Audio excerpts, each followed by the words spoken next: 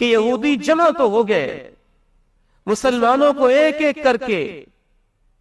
وہیں کی حکومتوں کے تعاون سے اور اپنے ہی ایجنٹوں کے ذریعے سے جب نکال دیا، تو اب یہاں پہ ریاست کیسے قائم کرنی ہے، باقاعدہ ایک ملک کیسے بنانا ہے، اس کے لیے پھر بین الاقوامی بدماشوں کی ضرورت تھی۔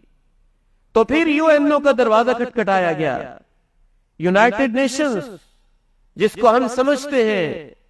کہ یونائٹڈ نیشن کوئی آزاد اور خود مختار اور انصاف والا ادارہ نہیں، بلکہ بالکل ایسے جیسے گاؤں محلے کے اندر یا تحصیل اور ضلع کی سطح پہ بڑے بڑے سیاسی بدماشوں نے آگے بھی چھوٹے چھوٹے بدماش پالے ہوتے ہیں، یہ مختلف اپنے ایجنٹ اور چیلے چانٹے رکھے ہوتے ہیں، تو دنیا کے ان بدماشوں نے اپنی بدماشی کو قانونی جواز دینے کے لیے یو این او کو پالا ہوا ہے، اور یو این او کو اس انداز میں پالا گیا، ووٹنگ کی گئی کہ اسرائیل قائم کی ریاست کو تسلیم کرتے ہیں کہ نہیں کرتے، اور دنیا کے کچھ ممالک نے کہا کہ ہم نہیں تسلیم کرتے، اگرچہ کافر بھی تھے کہ وہ فلسطینیوں کا علاقہ ہے، باہر سے لا کے وہاں ایک قوم کو بسا دیا گیا ہے، جو اندر رہنے والے ہیں ان کو نکال دیا گیا ہے، تو یہ جائز ریاست نہیں ہے۔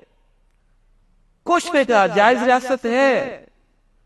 جو کہتے تھے نہیں ہے ان پہ دباؤ ڈالا گیا،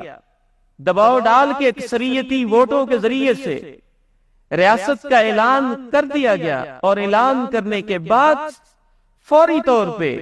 امریکہ نے، فرانس نے، برطانیہ نے اسے قبول بھی کیا، اور دنیا کے نقشے میں شاید ایسا ظلم کبھی نہیں ہوا جیسا فلسطینیوں پہ ہوا ہو۔ میرا گھر ہو، میری زمین ہو، میری جگہ ہو، میں وہاں رہتا ہوں، اور میرے گھر کے، میرے اپنی زمین میں سے، میرے اپنے گھر میں سے میرے پاس سے ایک تو کمرے رہنے دیے جائیں، اور باہر سے ڈاکوؤں کو بٹھا کے 5-6 کمرے ڈاکوؤں کو دے دیے جائیں، اور دنیا کی عدالت فیصلہ کرے کہ اب یہ گھر،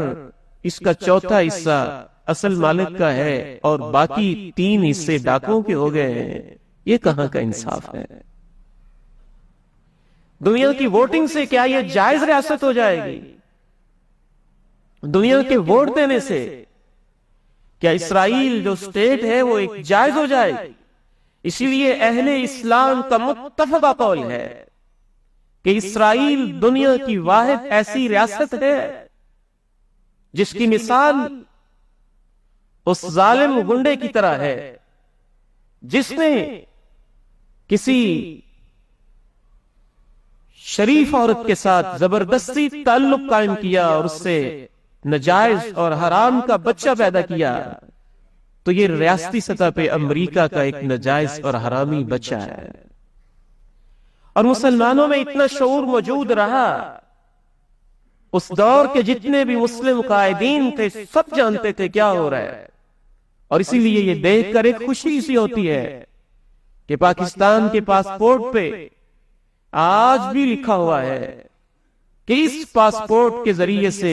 دنیا کے ہر خطے میں سفر کیا جا سکتا ہے، اسرائیل کی طرف سفر نہیں کیا جا سکتا، کیونکہ وہ ایک ناجائز، غیر قانونی، غاصبانہ اور ایسے جیسے ڈاکو نے کسی کے گھر پہ قبضہ کر لیا ہو اس طرح کی ریاست ہے۔